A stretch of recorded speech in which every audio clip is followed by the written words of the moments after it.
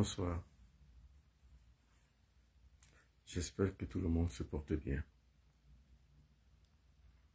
De ma part, rassurez-vous, je me porte bien. Je me porte très bien, comme un charme.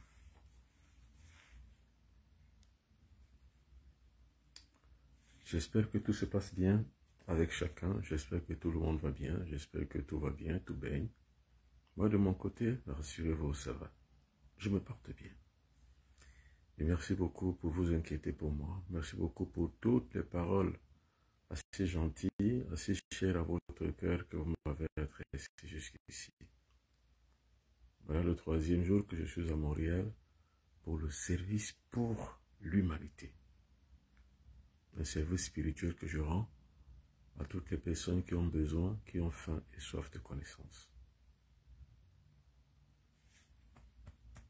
Mon cœur est donné. Alors, partagez les cœurs. Partagez l'édition de ce soir une fois de plus. Nous allons parler de magie au quotidien. Dans cette magie au quotidien, nous allons parler une fois de plus encore des supports mystiques et spirituels quand on doit agir. Les supports mystiques et spirituels de l'action humaine. Envoyez les cœurs. Alors, il y a point de magie, il y a point de rituel sans support. La pratique de la magie au quotidien indique qu'il y a un support. Alors, c'est de ça que nous allons parler ce soir en direct de Montréal au Canada. Alors, le rendez-vous d'un Mbombo Benoît Bitton au Canada, ça a commencé le 29 mai, donc avant-hier mercredi, et qui va se terminer dimanche 3 juin. Dimanche 3 juin, ce sera la fin de cette escapade spirituelle que je mène ici depuis le 29, mercredi.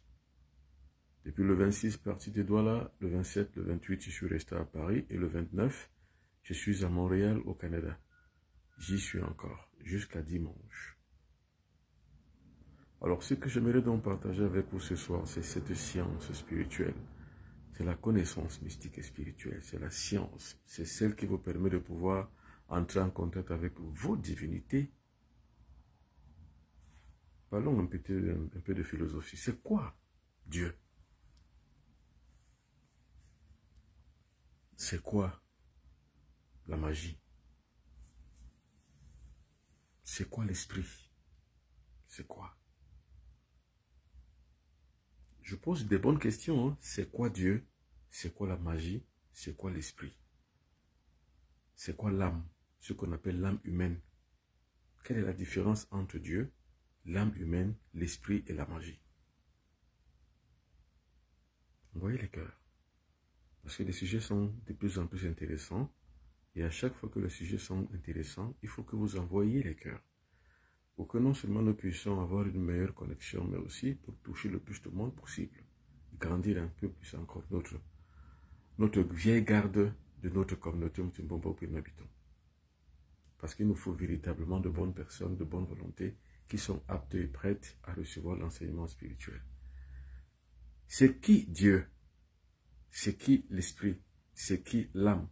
Et c'est qui la magie? C'est quoi Dieu? C'est quoi l'âme? C'est quoi l'esprit? C'est quoi la magie? Quand je dis c'est qui, cela a trait, cela renvoie à une présence, à une étendue. Et quand je dis c'est quoi, en vérité, cela a trait au ça, ce qu'on appelle ça, c'est-à-dire à la matière. Donc Dieu est à la fois matière, Dieu est à la fois esprit, Dieu est à la fois âme, Dieu est à la fois magie. Parce que la magie nous permet de réunir et de rendre mécanique la relation entre l'homme, donc l'âme, l'esprit et Dieu. C'est l'unique et une seule chose. C'est ce que Spinoza appelait le monisme. Monisme, c'est quoi? C'est-à-dire que tout en un, mono, un. Monisme spirituel, le monisme mystique. C'est-à-dire que l'être humain qui travaille en vérité, en relation avec le cosmos, pratique le monisme. Donc moi, le Mbombo Benoît Bitton, je pratique le monisme. C'est-à-dire que j'utilise le substrat énergétique qui est à la fois dans l'énergie cosmique et dans l'humain. Il n'y a aucune différence entre l'âme et l'esprit. Il n'y a aucune différence entre le corps, l'âme et l'esprit. En fait, ce n'est qu'une dimension triptyque, comme on l'appelle en philosophie. La dimension triptyque, c'est-à-dire que corps, âme, esprit, baigne dans le conscient cosmique qu'on appelle l'énergie cosmique, qui est le divin. C'est tout. Donc en fait, le corps, l'esprit, l'âme ne sont jamais en dehors du cosmos, du cadre naturel dans lequel nous vivons. C'est-à-dire que c'est dans le même cadre que nous sommes, que nous existons, que nous faisons ce que nous devons faire. Et l'utilisation des forces de la nature que nous utilisons, c'est ça qu'on appelle la pratique magique. Donc c'est en lien et en relation avec le divin, qui est à la fois corps, esprit et Dieu. C'est tout. C'est ça qu'on appelle le monisme. C'est-à-dire que c'est monoïforme, c'est mono. C'est en cela que font ce qu'on appelle la dualité. La dualité, c'est quoi? C'est qu'il y a une duplicité entre le corps et l'esprit, entre l'homme et le divin. Cette attitude de duplicité donne donc le dualisme ou la dualité philosophique, mais qui en vérité est interactive, c'est-à-dire que c'est le monisme. Il faut que vous compreniez très bien, parce que je parle très très bien quand j'explique. Maintenant, est-ce que vous avez donc tellement bien compris? Il faut donc poser des questions si vous n'avez pas compris. Si vous avez donc compris cela, vous verrez que la prière c'est quoi? La prière n'est pas une demande. La prière c'est quoi? C'est l'intention que l'on accède à l'étendue qu'on appelle le cosmos via l'intensité de notre mental, donc de nos pensées, qui baignent avec l'esprit et l'âme, qui sont une unicité indépertible. Donc, je pense à une chose et je l'ai. C'est tout. C'est ça qu'on appelle la relation dialectique entre le corps que nous sommes, l'esprit, le divin, l'âme, comme vous voulez, et une pratique circulaire qui est intra-mécanique. C'est ça qu'on appelle la magie. Donc, la magie, c'est quoi? C'est la remise dans le centre du jeu, du corps, de l'esprit, de Dieu. C'est-à-dire que la magie, c'est quoi? C'est l'accès de l'individu à son divin. Vous savez, la pensée est la seule chose qui produit ce qu'on appelle l'intention. Et l'intention est la seule chose qui rend réel l'objet de la demande, c'est-à-dire que l'objet du vœu. C'est l'intention. J'ai l'intention d'avoir une voiture. Alors, sur le plan mental, je représente cette voiture, je la médiatise dans mon cerveau, ou en d'autres termes, je la rends réelle, je la réalise, je la visualise, cette voiture. Et au finish, je vais finir par l'avoir. Pourquoi? Parce qu'il y a un lien de causalité entre ce que je veux et ce que je perçois. Et la pensée humaine est la seule qui met une réaction de l'étendue à la forme. L'étendue, c'est quoi? En fait, c'est le corps monoïforme. C'est le cosmos, c'est l'univers. C'est ça qu'on appelle l'étendue. Et maintenant, l'esprit humain vient dans l'étendue via l'intention. Et quand vous avez donc connu et compris cela, vous êtes un magicien. Vous pouvez donc pratiquer, c'est-à-dire vous visualisez ce que vous voulez et à la fin vous l'obtenez. C'est-à-dire si j'ai besoin d'une voiture, il suffit que je la visualise. Quand je la visualise, je vois que je l'ai déjà. J'envoie ce qu'on appelle l'intention dans l'étendue. Eh bien, c'est ça, Dieu. En fait, moi, je vous parle là de la philosophie africaine. De la philosophie négro-africaine pour tout dire. Je vous parle comme je vous le dis, comme je vous le dis la plupart du temps. L'Africain ne prie pas, ne demande pas. L'Africain agit. C'est dans ce cadre actif dont je vous parle ce soir. C'est ça ce qu'on appelle la magie au quotidien. C'est-à-dire que nous recevons au quotidien de la manière dont nous avons exprimé notre intention dans l'étendue.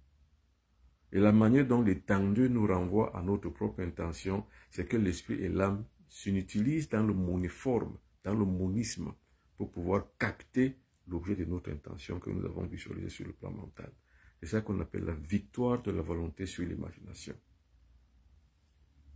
Maintenant, pour pouvoir donc aboutir à cela, notre cerveau doit apprendre 3 choses.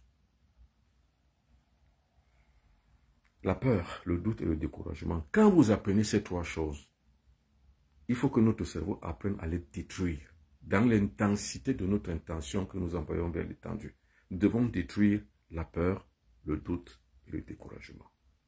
C'est ça qu'on appelle la magie. Alors maintenant, c'est ce concept initiatique et spirituel chez les négro-africains que le blanc a voulu casser. J'aime pas prononcer le mot noir ou blanc. Mais en fait, pour pouvoir dénifier et démoter une chose, il faut la nommer. L'occidental, qui est le blanc, est venu casser cette dynamique, de cette mécanique que nous avions, l'homme, face à son dualisme, l'esprit, l'âme, et puis vis-à-vis du verbe cosmique, qui est la magie. Quand le blanc est venu, il a cassé cette relation, il nous a dit non, Dieu est au ciel. Et à cet instant que nous avons perdu dans notre magie. C'est là où la magie a été perdue. C'est là où le rituel, l'art de pouvoir combiner les éléments de la nature pour pouvoir aboutir à une solution. Nous avons donc perdu notre art. Nous avons perdu la magie. Et nous sommes rentrés dans la croyance. Et la croyance est une errance qui combat la connaissance. Et notre aisance de notre vie spirituelle en est ainsi détruite. On n'a plus d'aisance de la vie spirituelle, car nous sommes des demandants. Même pas des demandeurs, mais des demandants, c'est-à-dire nous sommes en perpétuelle demande. C'est une attitude psychologique, la demande. Envoyez les cœurs, s'il vous plaît.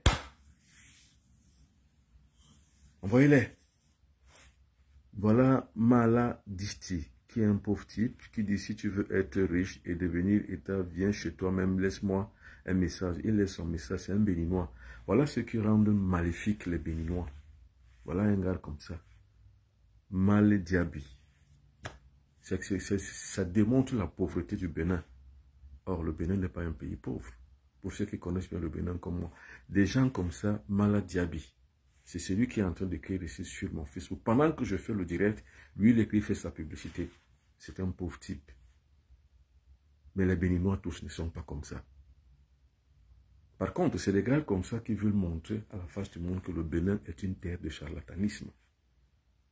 Pourtant, le Bénin est une terre sacrée. Le Bénin est pour les négro-africains ce que le Vatican est pour les chrétiens, ce que la Mecque est pour les musulmans. C'est ce que le Bénin est pour nous. C'est pour ça que je suis tout le temps au Bénin. Parce que je vais à chaque fois en terre sacrée africaine. Mais quand vous voyez des gars comme ça qui écrivent ces choses, en général, ce sont des pauvres types. Lui-même n'est pas riche. Mais il prétend pouvoir rendre les gens riches. Et il met même ses coordonnées. Pauvre type. Alors, bonsoir Guy Carmen Fozou. Bonsoir Sarah Bal. Bonsoir. Alors, quelles sont les questions? Alors, je pose des questions. Maître, tous les problèmes ont-ils des solutions? Oui, tous les problèmes ont des solutions. C'est une très bonne question. Aucune question, aucun sujet n'est tabou vis-à-vis du cosmos. Parce qu'en fait, comme je viens de vous le démontrer d'une manière philosophique, le cosmos, c'est Dieu. Alors, il n'y a aucune exclusivité entre le cosmos et Dieu. C'est-à-dire que le cosmos n'est pas exclusif à Dieu. Dieu n'est pas exclusif au cosmos. Il n'y a aucune exclusivité entre l'homme et Dieu. C'est-à-dire que Dieu n'est pas en dehors de l'homme et l'homme n'est pas en dehors de Dieu. Eh bien, c'est ce que je voulais vous dire tout à l'heure. On n'a pas besoin de se mettre les genoux par terre et puis lever les bras au ciel, commencer à prier, à demander à notre Père qui est au-dessus de nous venir en aide. On n'a pas besoin de ça. C'est anti-spirituel. On a juste besoin de créer les conditions de cette noble relation entre nous et le divin. Ou du moins rétablir cela. Vous comprenez? Alors, bonsoir mon frère et merci pour la connaissance, bien sûr. C'est la connaissance. Alors, envoyez les cœurs pour que le plus de monde possible accède à la connaissance. D'autres questions? Alors, tous les problèmes, tu nous donnes la connaissance, de la pure connaissance. Mais bien sûr, c'est de la pure connaissance que je vous donne. Vous savez, à chaque fois que je me mets à parler, c'est la raison pour laquelle je voyage. Hein. Je ne voyage pas pour les beaux yeux d'ici, non. Je ne voyage pas pour les belles rues, non. Je ne voyage pas parce que je n'aime pas mon pays, non. Je suis très bien à l'aise. D'ailleurs, même chaque jour qui passe ici, je veux toujours que je rentre tellement très vite parce que j'ai beaucoup à faire dans mon pays. Mais je voyage pour partager la connaissance. Et chaque fois que je fais un direct, c'est la réalité substantielle. Je veux ramener le négro-africain à sa divinité. C'est ça mon rôle social et mon rôle sociétal. Maintenant, cela dit, comme je le dis la plupart du temps, on ne peut pas jeter l'eau du bébé avec le bain. Non. Jamais. C'est-à-dire, vous ne pouvez pas détester les autres qui ne sont pas comme vous. Non, ou bien qui pensent différemment. Non. Les gens qui croient, qu'ils croient, c'est leur choix.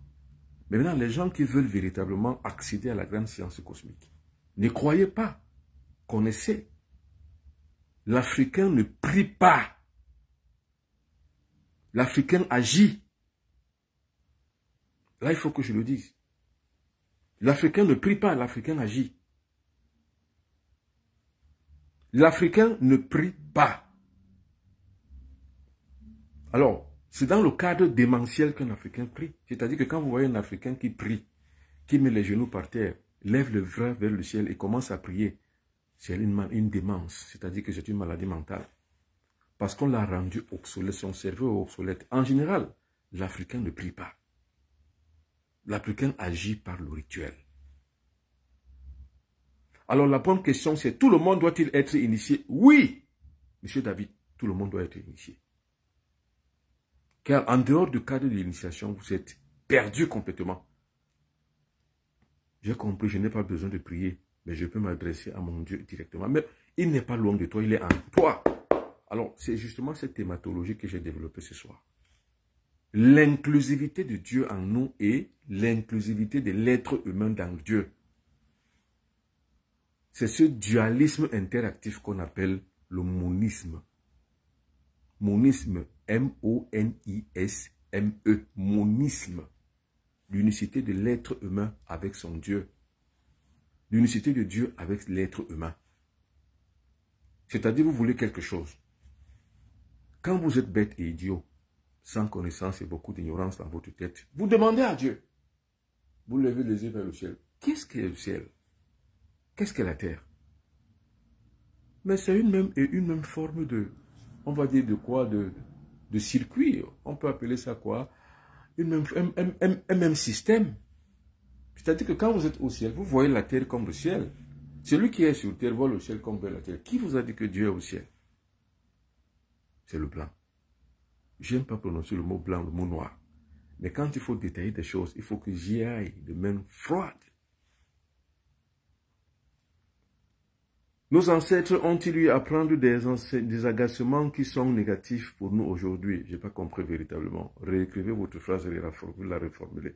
Oui, je sais, il est en moi, pas en dehors de moi. Ça, j'ai bien compris, puisque je suis en son essence. Tu es son essence. Tu es l'essence divine.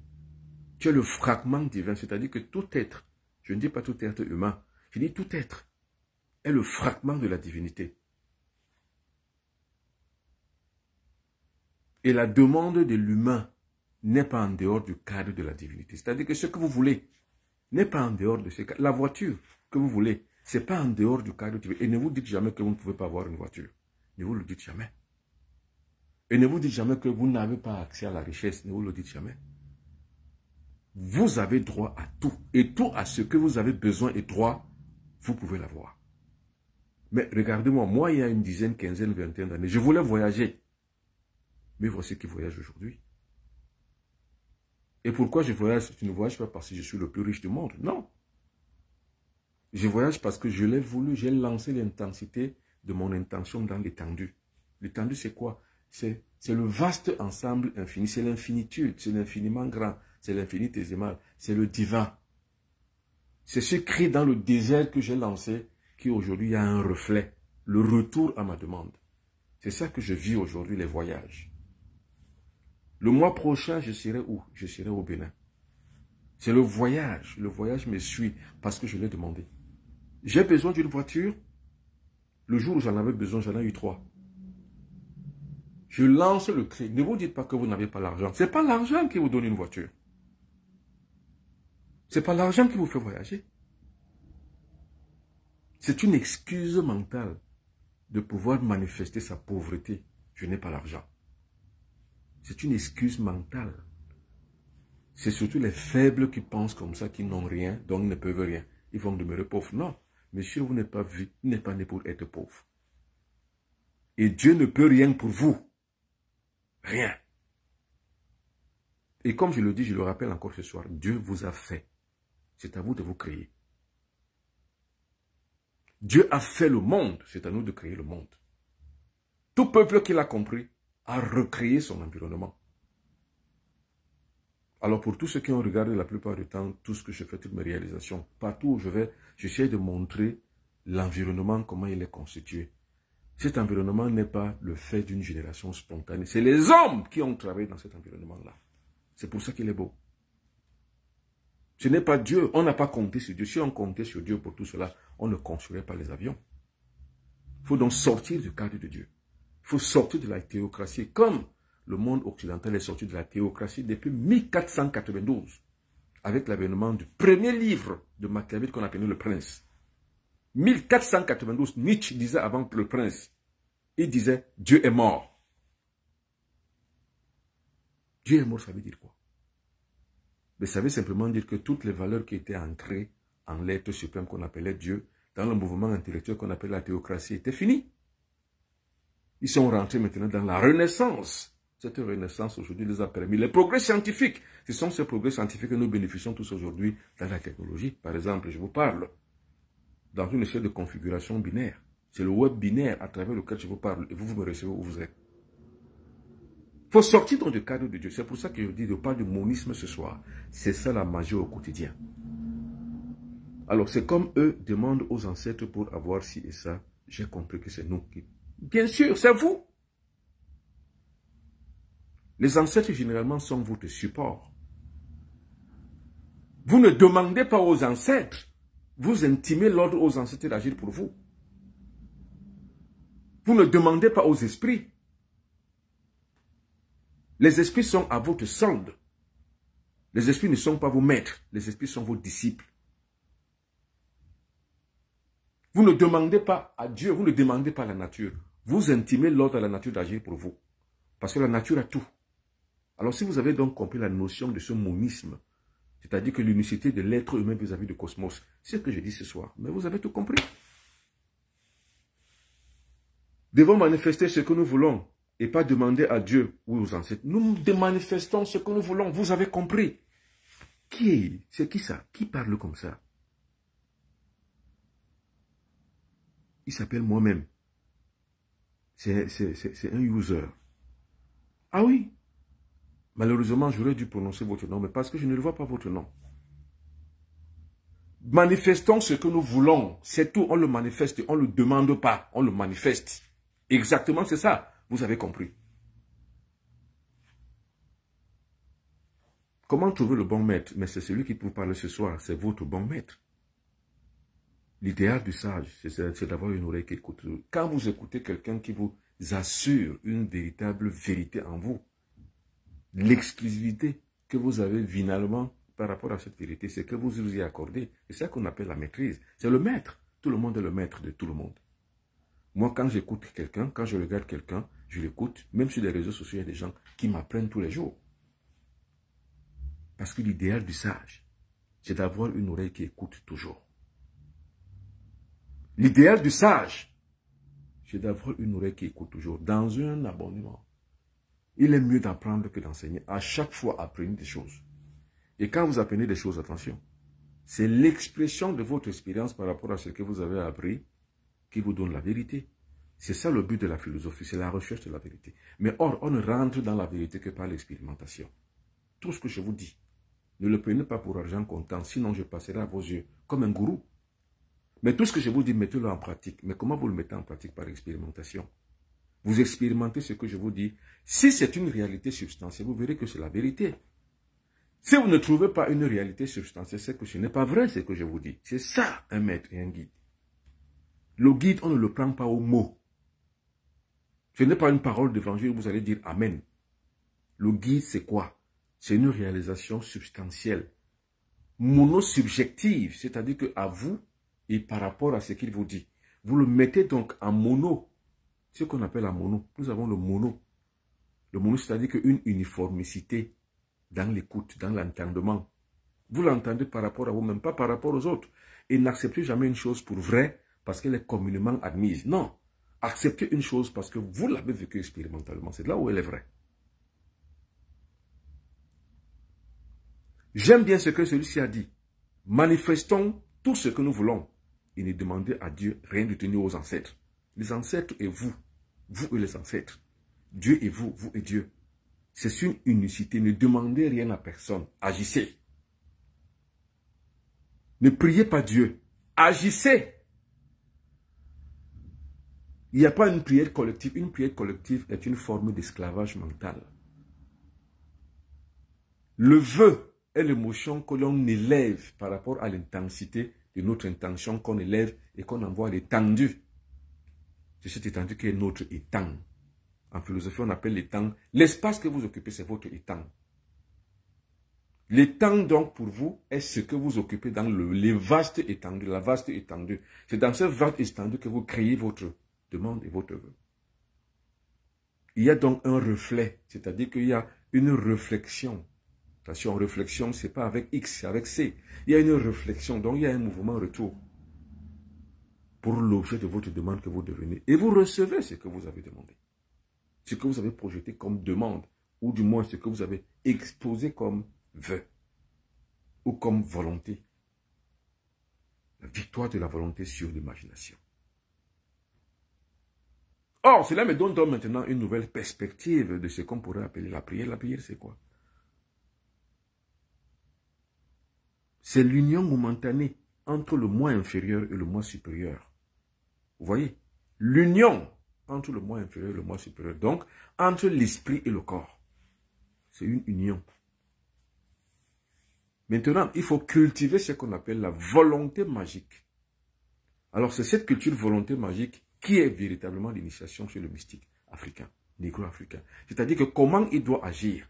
Quelle est donc la volonté et comment ils doivent développer cette volonté pour que celle-ci permette que le vœu qu'on émet, la manifestation du vœu qu'on émet dans le cosmos, il y ait une réflexion, c'est-à-dire un retour. C'est cette initiation que je donne. Comment développer sa volonté. Attention, vous ne pouvez pas lancer le cri dans le désert. Vous ne pouvez pas envoyer une manifestation sans la culture de la volonté. Donc, il faut une initiation bien précise, bien spécifique et bien fondée. Comment rétablir la connexion? C'est ce que je suis en train de vouloir dire. Par l'initiation mystique. Sinon, vous ne pouvez pas. Il faut l'initiation, parce que c'est dans le cadre initiatique que vous apprenez comment ça se passe. Vous voyez, c'est pour ça que je suis ici au Canada. Je ne suis pas ici au Canada pour autre chose, justement pour apprendre aux gens comment établir cette connexion. Et moi, je prends toujours des exemples types pour moi-même et sur moi-même. Il y a une semaine, je vous disais que je voyageais. Il y a une semaine, je vous disais que je m'en vais à Kribi pour pouvoir préparer mon voyage, pour que, attends, celui-ci soit réel, vrai. Celui-ci ne souffre d'aucune entaille. Celui-ci ne souffre d'aucune objection. Mais voici que je suis au Canada. Eh bien, c'est ça la volonté magiquement développée. Je prends des exemples types sur moi-même. Je ne prends pas des exemples types sur les autres. Je prends des exemples types sur moi-même. Et comme je le dis la plupart du temps, moi, j'impose mon autorité. Si vous n'imposez pas l'autorité, ni face au cosmos, vous ne recevez rien du cosmos. Si vous n'imposez pas votre autorité, même dans le plan social, vous n'obtenez rien. C'est l'ordre qui va s'imposer à vous. Et pour la plupart d'entre vous, qu'est-ce qu'on appelle l'ordre qui s'impose à vous? La pauvreté, la faillite spirituelle, la faiblesse, la paresse, et tout ce que j'en passe. C'est ça la magie au quotidien. Le mystique ne demande pas, le mystique agit. Alors, M. Donald dit avec l'union du cœur et du mental. Bien sûr. Le mental, c'est lui qu'on appelle le centre moteur du cerveau. C'est dans ce centre moteur du cerveau que vous avez développé justement ce qu'on appelle l'intensité de l'intention. Et le cœur maintenant, c'est le centre de la force, de pouvoir.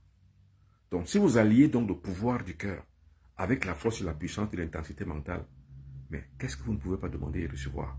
Mais ça s'apprend. C'est une culture mystique.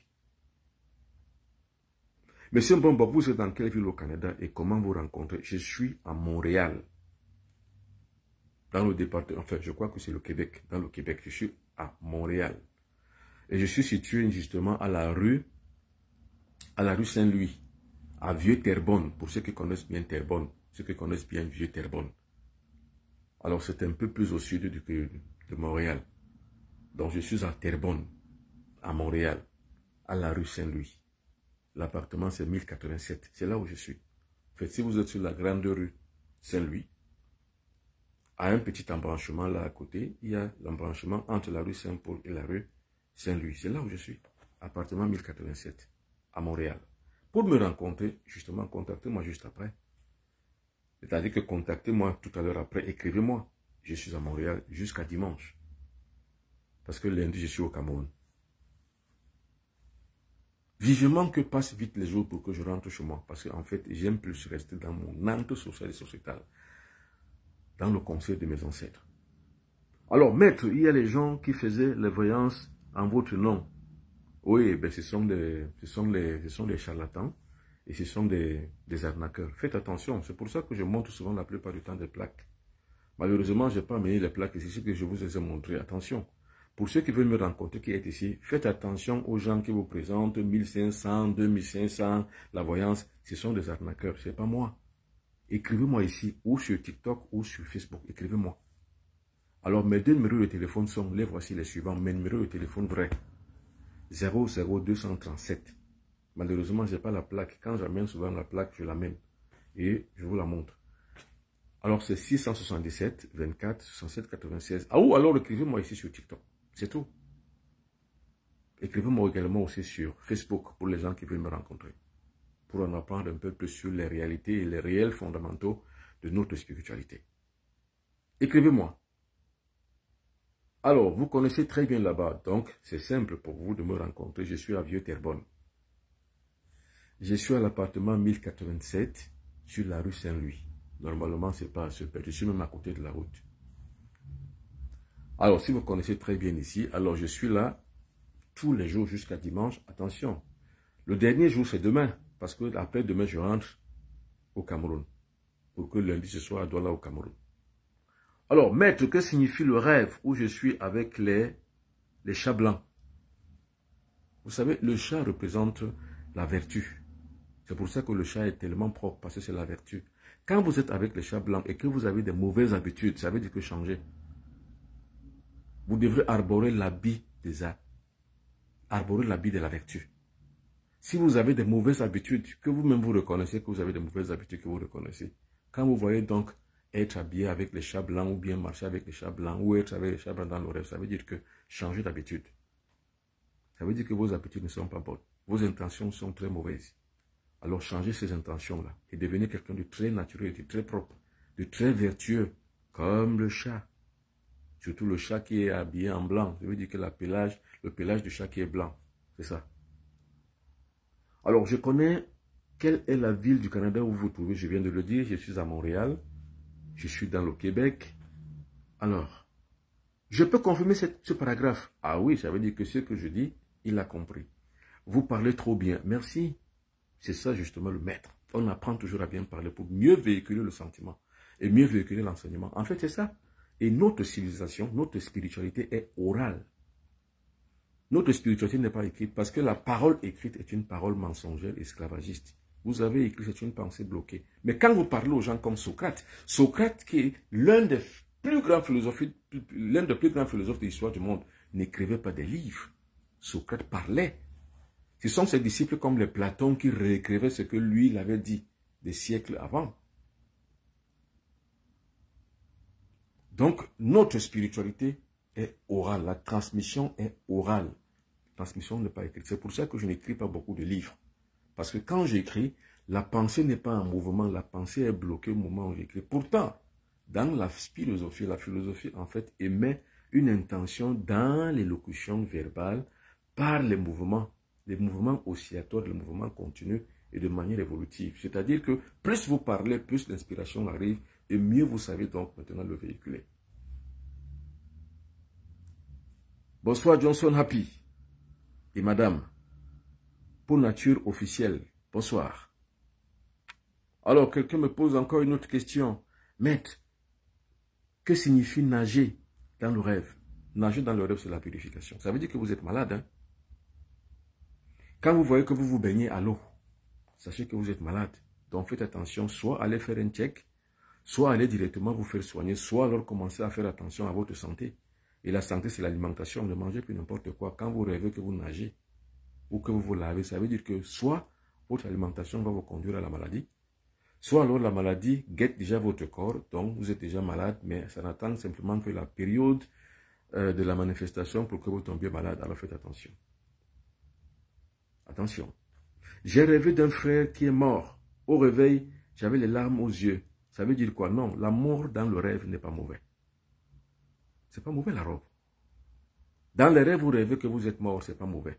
Vous rêvez qu'un frère est mort, c'est pas mauvais. Vous rêvez que votre père est mort, c'est pas mauvais. Vous rêvez que soit votre père, soit votre mère, soit votre soeur est morte. Ce n'est pas bon. Ce n'est pas vrai. Ce n'est pas mauvais, je veux dire. Le rêve, normalement, la mort dans le rêve est une bonne chose. C'est une renaissance. C'est une renaissance. Ça veut dire que c'est une bonne nouvelle qui va vous arriver. Par contre, si vous rêvez les fêtes, comme par exemple la fête du mariage, c'est là où c'est très dangereux.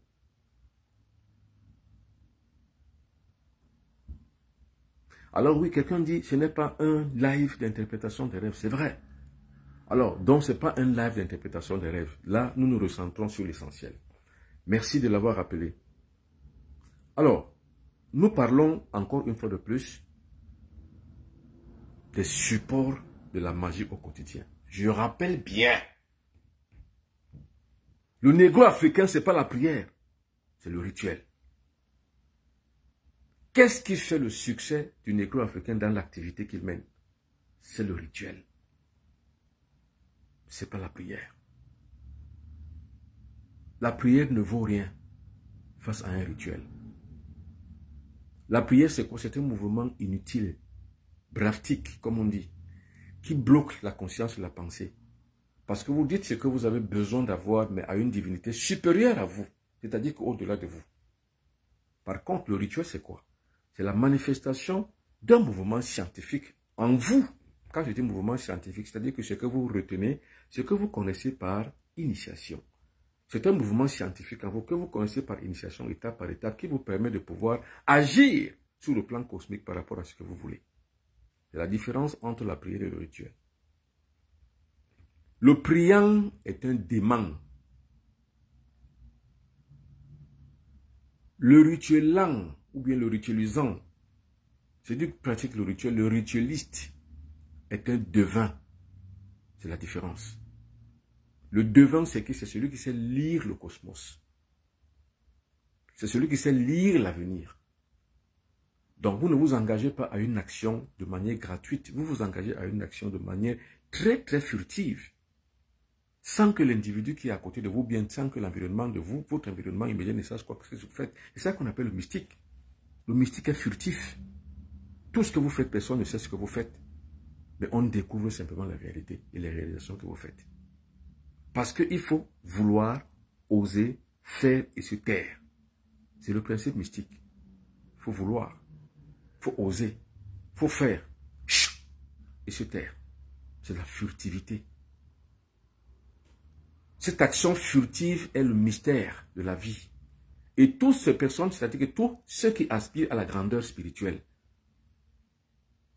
insistent sur le mystère de leur vie. C'est-à-dire quoi? Vous aspirez à devenir dans le véritable mystique. Le silence est d'or. Vous osez parce que vous avez voulu.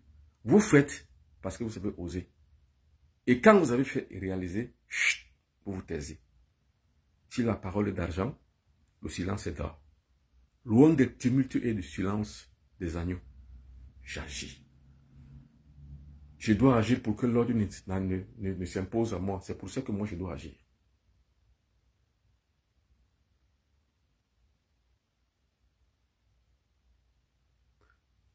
La plupart des gens ont une conception et une compréhension erronée du mot rituel.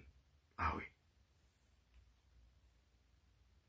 Alors, par exemple, la conception erronée du mot rituel, c'est quoi? C'est qu'on pense que le rituel, c'est la magie mauvaise, donc c'est la sorcellerie. C'est une mauvaise conception. Le rituel, c'est quoi? Le rituel, c'est l'action humaine vis-à-vis du cosmos. Comme je viens de le dire, j'ai commencé d'abord par dire qu'il y a une unicité, il y a ce qu'on appelle le monisme. Une unicité entre Dieu et nous. Dieu n'est pas en dehors de nous. Et dans une moindre mesure, Dieu est en nous, nous sommes en Dieu. Et dans une plus large mesure, le cosmos est en nous et nous sommes dans le cosmos. Dieu c'est qui? Dieu c'est le cosmos. Si vous avez compris que Dieu c'est le cosmos, ça veut dire quoi? Donc vous, le fragment de Dieu, vous pouvez vous retrouver avec un autre fragment. Par exemple, vous avez besoin d'une chose. Mais vous l'avez. Parce qu'en fait, vous ne le prenez pas en dehors du cadre cosmique, vous le prenez dans le cadre cosmique. Tout vous est permis. Tout. Et pourquoi vous manquez de tout? C'est parce que vous n'avez pas compris que tout vous est permis. La liberté, c'est quoi? La liberté, c'est d'avoir la capacité d'avoir ce qu'on veut. C'est ça qu'on appelle la liberté. Vous voyez, la spiritualité, c'est la liberté. Vous avez tout ce que vous voulez. Et personne ne s'interpose entre vous et ce que vous voulez. Donc, c'est pour ça que je dis, il n'y a pas de blocage. Le blocage, ça n'existe pas chez le mystique.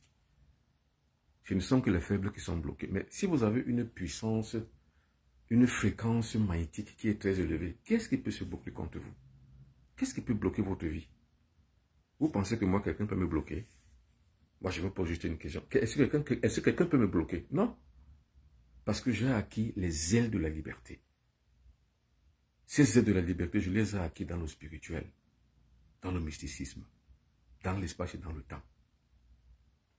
Personne ne peut rien contre moi. Moi, personne ne peut me bloquer. Je ne vois pas un individu qui peut dire que Benoît Bitton, je le bloque.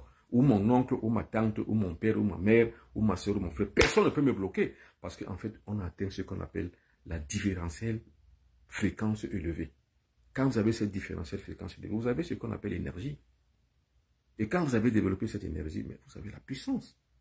Vous avez le pouvoir. La différence entre le pouvoir et la puissance est que le pouvoir, lui, il est potentiel. Et la puissance est cinétique.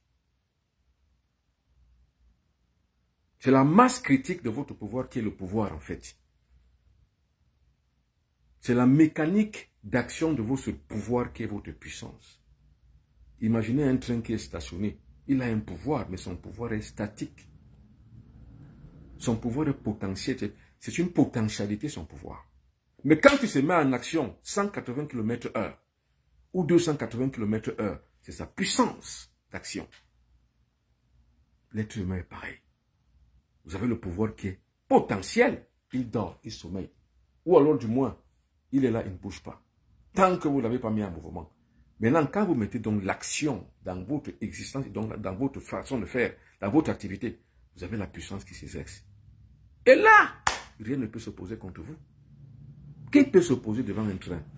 Mais il vous ramasse. Par contre, il n'y a que les faibles qui sont attentistes, qui se plaignent des blocages. Effectivement, je ne dis pas qu'on ne peut pas pratiquer des blocages contre vous. Mais si vous avez donc votre force, votre puissance, qui peut se bloquer? Qui peut se permettre de vous bloquer?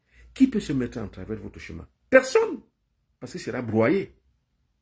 Moi, celui qui se dresse sur mon chemin, je le broie. Je le détruis, je le miette. Pourquoi? Parce que j'ai acquis ce pouvoir. J'ai développé ce pouvoir. Je le mets en mouvement. Quand je me mets dans le mouvement, quand je veux déjà faire une chose et que je me concentre, personne ni rien ne peut s'opposer à moi. Je veux que vous deveniez comme ça. C'est pour ça que je vous le dis. Je ne vous le dis pas pour faire parler de moi comme étant quelqu'un de très fort. Non. Je vous motive. En fait, ce que je fais, c'est de la motivation. Alors, quelqu'un pose la question, comment augmenter son taux vibratoire? Mais c'est par la culture mystique. Maintenant, vous ne pouvez pas avoir une culture mystique assis chez vous, croiser les pieds, croiser les bras, sur les réseaux sociaux. Non! Suivez le guide, suivez un maître. Il faut avoir ces capacités aussi, bien sûr, mais ces capacités, on les cultive. C'est ce que je dis. Il y a des sorciers qui cherchent à voler ces potentiels eux-mêmes parce que nous avons oublié. Justement, si on vole votre potentiel, c'est parce qu'il n'est pas en mouvement. Chacun de nous a un pouvoir, mais qui sommeille, qui est latent, qui dort.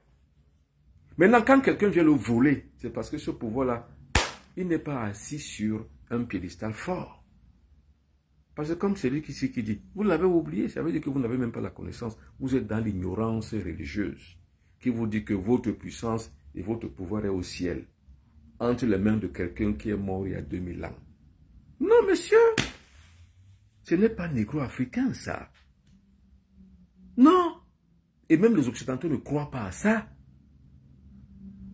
Où je suis tenant debout et parlant en Occident. Les gens ici ne croient pas à ces choses. Comme vous a fait Gobi pendant des siècles. Ils n'y croient pas eux-mêmes.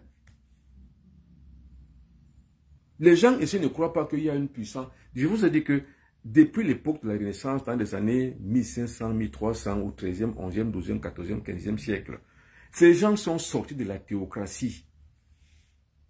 C'est-à-dire qu'on ne sait plus, on ne pense plus, on ne croit plus, on ne pense même plus que tout devient et tout gouvernement ou bien toute activité vient de Dieu. Personne n'y croit encore ici.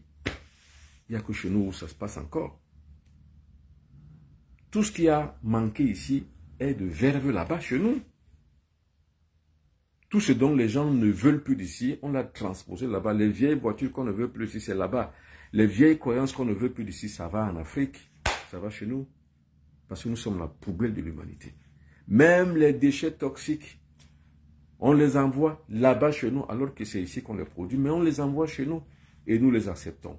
Ce sont ces déchets toxiques-là et ces poubelles de l'humanité que l'on verse sur nous, qui font donc pour nous un frein à notre propre évolution, à notre propre développement, à notre santé et à notre vie. Pourquoi il y a le recul de l'espérance de vie chez nous? Pourquoi les gens meurent de plus en plus vite, vieux, jeunes? C'est parce que l'espérance de vie a reculé. Et qu'est-ce qui provoque? Quel est le facteur? Quels sont les facteurs qui ont favorisé ces reculs de notre espérance de vie? Entre autres, les poubelles intellectuelles de la religion, ça fait partie de notre mort ambiante. L'évacuation et l'irradiation des déchets toxiques qu'on envoie chez nous. Les vieilles voitures, les vieilles cabosses, les vieilles nourritures, quand tout passe ici, on l'envoie là-bas, c'est ça qui nous tue.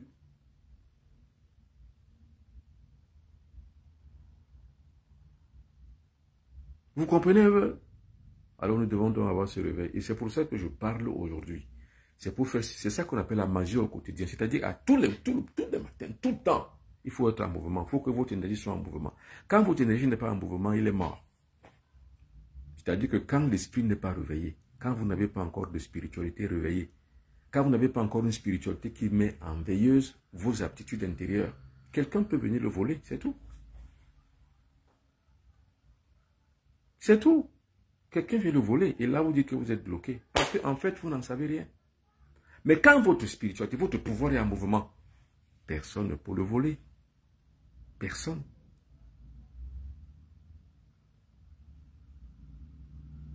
Alors, la religion est la première cause. Merci. Merci. Miracle. La religion est la première cause de la déchéance négro-africaine. Et c'est pour ça que les gens comme nous, nous parlons tous les jours pour que les gens se réveillent. Et j'espère, je sais, que ceux qui m'ont écouté ce soir, généralement, se sont réveillés. Parce que la véritable voix du guide réveille les masses. C'est ça que j'appelle la révolution spirituelle, la révolution de la conscience. Et l'idée révolutionnaire n'est effective que dès lors qu'elle atteint les masses populaires. C'est pour ça qu'à chaque fois que je fais un direct, je vous demande de le partager. L'idée révolutionnaire n'est effective que dès lors qu'elle atteint les masses populaires. Quand le plus de monde possible est au courant, c'est là où le plus de monde possible se réveille ensemble. Et nous en avons besoin pour pouvoir avancer dans notre existence. Alors, il y a d'autres messages ici sur Facebook. Je vais les lire. Alors, qu'est-ce que ça dit ici sur Facebook? Serge Mirli, Ambroise Vundi. Merci beaucoup, grand frère, de suivre. Alors, George Newman qui pose la question. J'ai fait un rêve où j'ai semé le matin. Dans le rêve, il fallait faire la récolte le soir. Et ce soir est venu, il y a eu la production, j'ai attendu le lendemain et j'ai récolté dans bon. C'est ça veut simplement dire que vous êtes en phase de production. Donc vous êtes en phase dans votre vie où vous devez justement entreprendre des choses. C'est l'entrepreneuriat qui vous appelle. Quand vous entreprenez des choses justement, vous allez les réussir. La voie de l'éveil du maître. Bravo. Merci Rudy Christian. Merci. Alors, quelqu'un d'autre me pose la question. Tu es un supramental, Bombok. Oui, tout maître est un supramental en fait. C'est-à-dire, on vit dans la conscience supérieure. Vous voyez ce que vous sert les réseaux sociaux? Regardez par exemple ce que vous sert TikTok tous les jours. C'est une manipulation mentale. Parce que votre esprit mental est dérivé vers la perdition. Parce que les réseaux comme TikTok, pour tout ce que vous voyez à longueur de journée, ça a des algorithmes qui vous rendent fou et malade. Eh bien, c'est une forme de religion. La télévision est pareil. La télévision est une forme d'obsolescence du cerveau. Et ça, c'est fait à dessein, c'est pour abrutir les gens. C'est pour ça qu'à longueur de journée, les gens qui restent cloîtrés sur TikTok pour des conneries, des bêtises, où des gens se racontent des pavannes, des histoires de bêtises, de maraboutage, des histoires de conneries, quand vous les regardez, votre cerveau se triture. Et vous perdez en intelligence. C'est pour ça qu'un grand maître a dit, je le répète ici, je le redis aussi, éteins la télé, allume ton cerveau. Enlevez votre cerveau dans les histoires comme ça. C'est pour votre obsolescence. Mieux peut-être quand il y a une parole verveuse qui peut vous faire réveiller votre esprit. Écoutez-la. Mais dans le supramental, on ne pense plus à ces choses. C'est-à-dire que votre mental devient un mental vierge. C'est-à-dire que votre mental est vierge, que personne ne peut atteindre votre mental. Il n'y a aucun algorithme qui va atteindre votre mental et le déstabiliser. C'est ça qu'on dit que quelqu'un est dans le supramental. Parce que, en fait, le mental, lui, il est fait pour être obstrué, trituré par les faussetés, par les bêtises, par l'obsolescence. Mais le supramental est fait pour la vision supérieure, la vision mentale, et non pas pour des élucubrations mentales.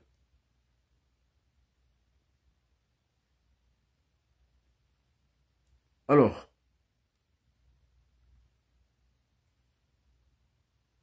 nous avons parlé ce soir de l'éveil mystique. Donc, ce que j'ai appelé, ce que j'appelle la plupart du temps la magie au quotidien. C'est de ça que nous avons parlé ce soir. Merci beaucoup pour toutes les personnes qui ont suivi. Merci beaucoup. Nous allons nous retrouver encore demain à la même heure. Vous savez, ici, il y a moins de 6 heures. Il est 16h50 ici. Je crois qu'il est plus 5 heures ou plus 6 heures en Afrique. Ici, il est 16h54. Je pense qu'il doit être 21h ou 22h et quelques. En Afrique au sud du Sahara. En Europe également, il doit être 21h et quelques ou bien 22h et quelques. Alors, comment réagir face aux membres? Je n'ai pas compris ce que ça veut dire. Merci beaucoup. Nous allons reprendre là où nous avons arrêté ce soir. Nous reprenons demain. Merci beaucoup, mesdames et messieurs. Portez-vous bien.